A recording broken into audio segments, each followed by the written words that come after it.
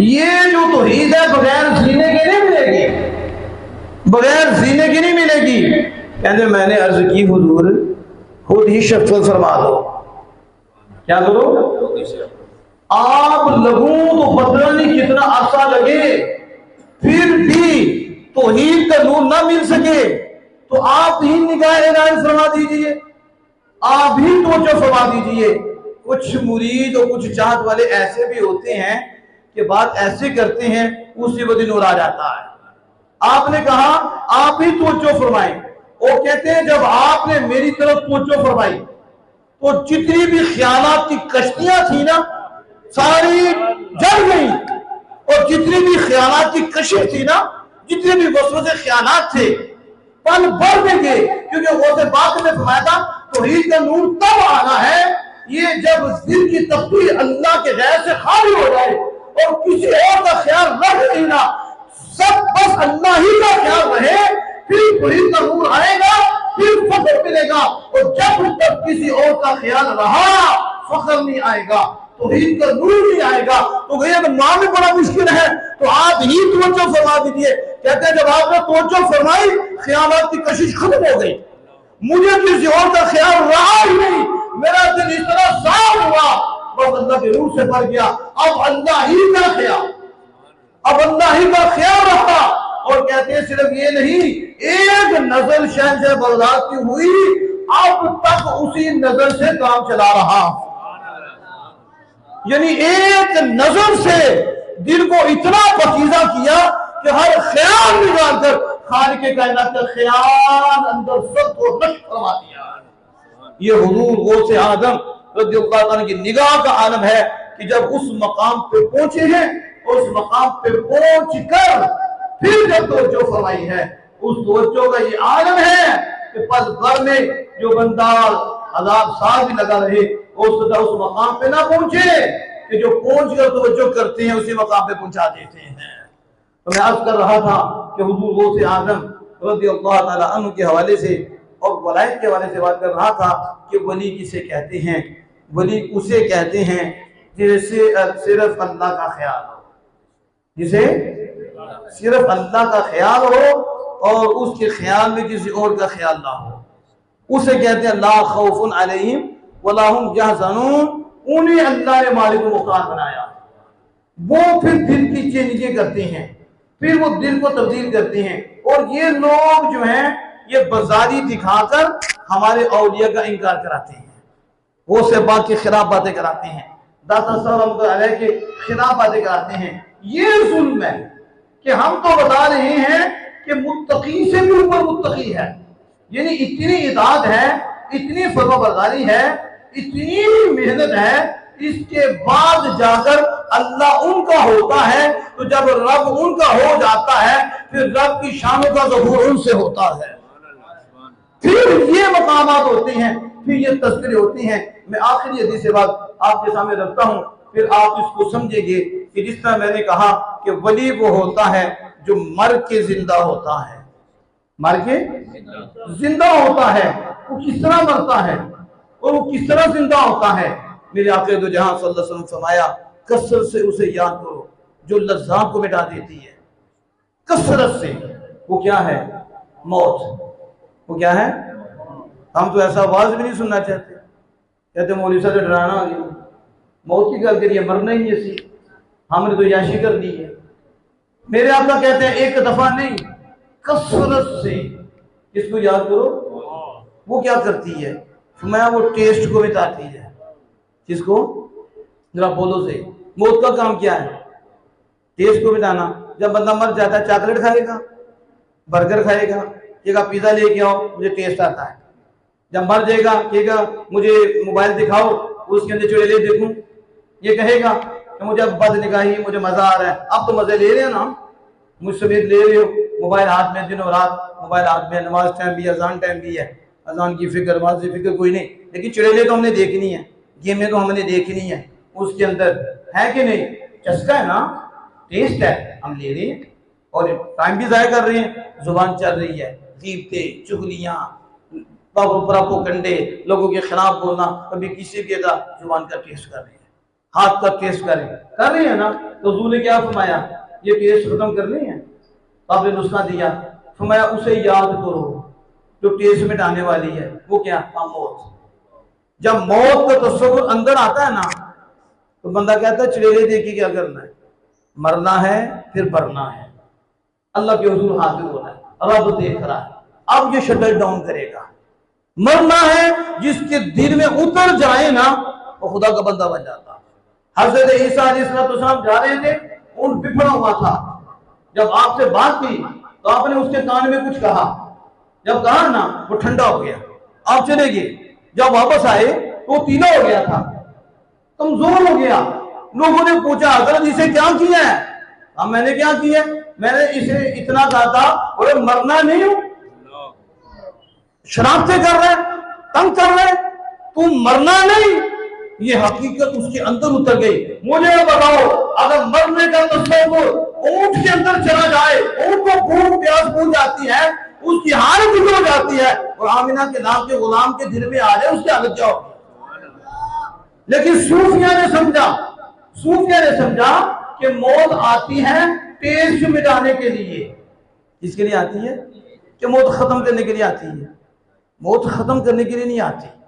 मौत तो इसका चस्का है, बस ये जिस्म को आती है, रूह को तो नहीं आती। तो ये टेस्ट मौत ने खत्म करने हैं। उन्होंने कहा जब मौत ने खत्म करने हैं, हम मौत आने से पहले मर न जाएं।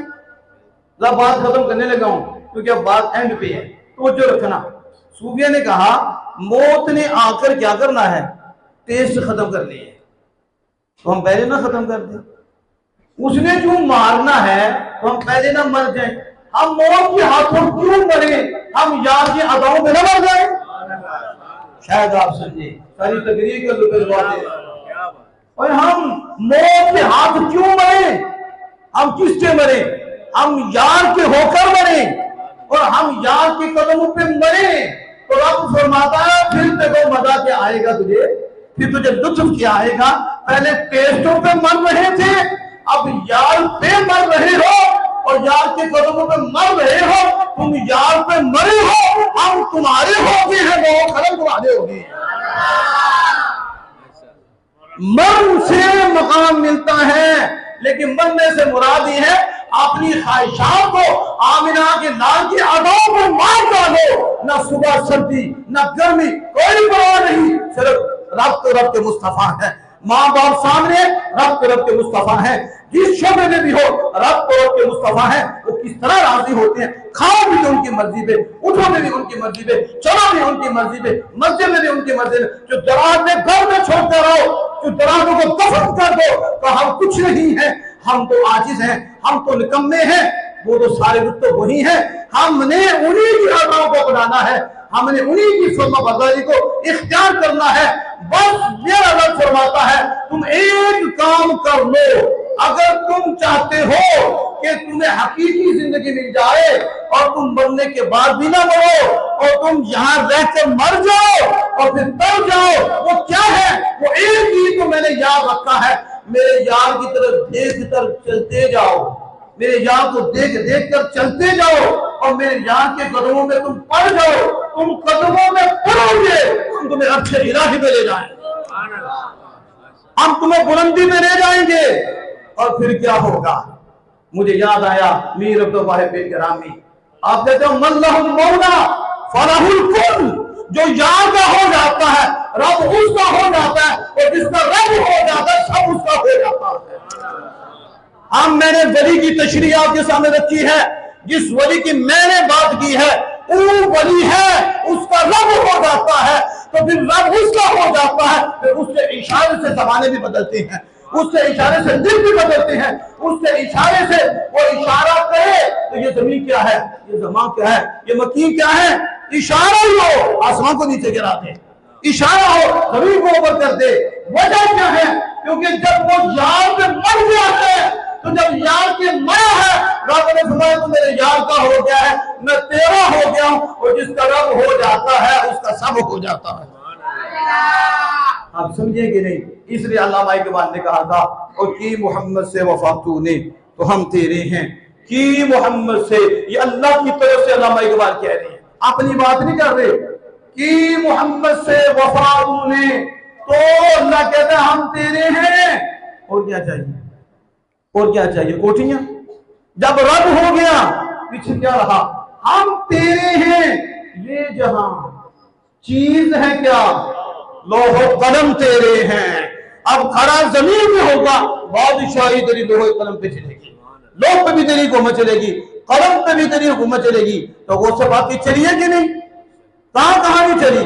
चीन ऊपर से गई है, इशारा किया, गर्दन तोड़ की रख दी है, गर्दन उतार दी है, लोग की तरफ देखा है, लोग में जा रहे हैं, वो से बात तो सब कर रहे हैं। और आप फरमाते हैं कि मर्द मानते ही उसको कि जो तकदीर की खिड़की खुले और उसके अंदर जाए और जो लिखा हो मुआवजा करके आ जाए। नहीं, मर्द वो है कि तकदीर की खिड़की में जाए और लिखा हुआ देखे, फिर मालिक से प्यार की बातें करे और बातें करके रब को मनाए, मना के तकदीर भी बदल जाए।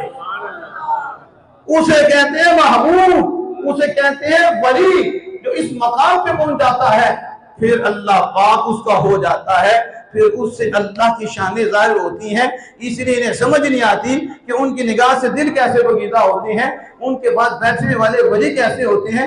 हमने कहा नबी पाक के पास बैठने वाले सहाबी बनते हैं, वो अल्लाह उनका हो गया है। अब जो उनके पास बैठता, इमाम के आदत से जाता, वो मकाम पा जाता। और जो फिर रसूलुल्लाह से खुदा के हो जाते हैं, फिर जो उनके पास बैठते हैं खुदा ताला उनका होता है, फिर वो भी खुदा के हो जाते हैं। सीधे हज़रात मोहतरम, ये जो मैंने वलायत के वाले से आपकी सामने गुफ्तगू की और उसके ऊपर एक दो मिसाल दी है कि जब बंदा अल्लाह का हो जाता है तो खुदा ताला उसका हो जाता है।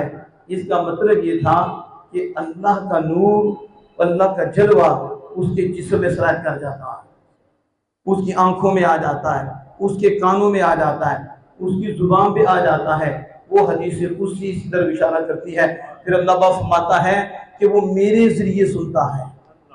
इसके जरिए सुनता है, हम कान के जरिए सुनते हैं। लेकिन जब उस मकाम पे पहुंचा जिसके लिए कोई हजारों में कोई एक हो, जो उस मकाम पे पहुंचे तो मैं फबी युस्माउ बी, फिर मेरे जरिए यस्माउ बी, वो सुनता है, मेरे जरिए वो देखता है, मेरे जरिए वो चलता है, मेरे जरिए वो पकड़ता है और मेरे जरिए वो सोचता है, मेरे जरिए अब वो पकड़ता है। इसलिए इमाम ग़ज़ाली मौलाना राज़ी रहमतुल्लाह लिखते हैं कि अब इस बंदे खुदा के लिए दूर और करीब के फासले मिट जाते हैं।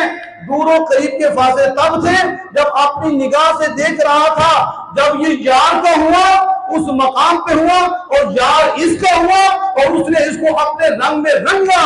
जैसे आग लोहे को अपने रंग में रंगती है तो उस वक्त लोहे की शक्ल भी नजर नहीं आती, वो लोहा भी सुर्ख हो जाता है और आग वाले काम करना शुरू कर देता है। आग भी जलाती है, लोहा भी जलाता है। कहते लोहा कैसे जलाता है? लोहा तो सर फाड़ता है, लोहा तो ठोस चीज होती है। लेकिन अब लोहा आग वाले काम क्यों कर रहा है? तो अक्लमंद कहेगा और लोहे का प्यार हो गया आग से, और वो रहा है आग की सोबत में और उसने आग की मान ली है, आग की बर्दाश्त कर ली है, तो आग ने अपने जलवे उसको दिए हैं और इतना फैज दिया है कि लोहा लोहा ही है लेकिन सिफत आग की मिल गई है, सिफत और जलवे आग के मिल गए हैं। अब वो काम आग वाला कर रहा है। एक आग कुछ देर तक लोहे को सोबत दे तो लोहा आग वाले काम करने शुरू कर देता है। जो हर घड़ी अल्लाह के जलवों में रहे वो अल्लाह वाले काम क्यों नहीं कर सकता? क्यों नहीं कर सकता?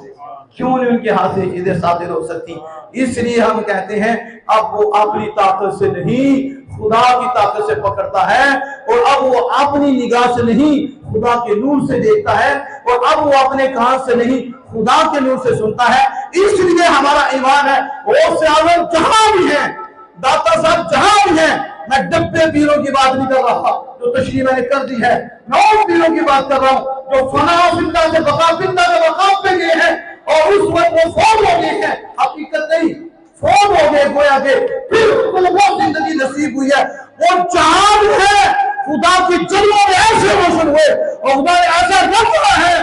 वो जहां भी है, आप जहां भी हैं, वो देखते भी हैं, वो सुनते भी हैं। अगर चाहे तो लजबारी भी फरमा देते हैं। इसलिए अल्लाह के मोहतरम कोशिश करो कि ऐसे लोगों से प्यार हो, ऐसे लोगों से मोहब्बत हो और हमें उनका नक्श कदम मिले। हम कुछ ना कुछ तो उस रास्ते के मुसाफिर बने, यानी कम अज़ कम इतना तो हो कि हम नमाज तो पढ़ लें, सच तो बोल लें, झूठों से बच जाएं, सूदखोरी से तो बच जाएं, हम ये बदनिगाही से तो बच जाएं।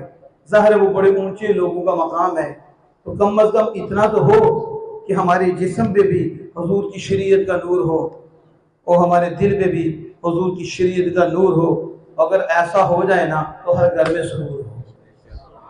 हकीकत में अगर ऐसा हो जाए तो हर घर में सुरूर हो। जब जिस्म पे भी हुजूर हो और दिल पे भी हुजूर हो, हमें भी सुरूर हो, घर में भी सुरूर हो, गली मोहल्ले में भी सुरूर हो और दूर फतूर हो। वाखिर दावा अनिल हम्दुलिल्लाहि रब्बिल आलमीन।